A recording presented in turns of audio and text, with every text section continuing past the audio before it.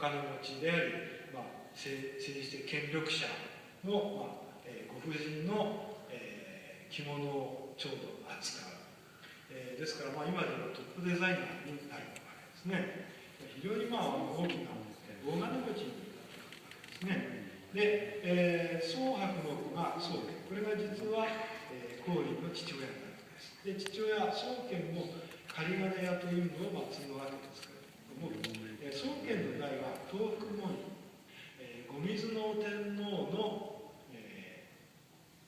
奥様ですね、中宮を最大の区役とする。東福門院は徳川秀忠の確か娘さんだったと思います。ですから、やはり当時の、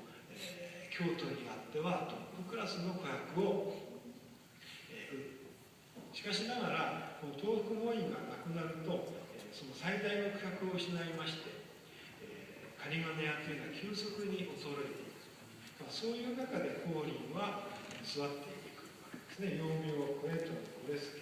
これで奉祝と書いて正時の長で、確か2歳年下かな、新世、いわゆる権兵衛、小型賢山がいるわけですね。で、光琳じゃあどういう生涯を送ったか。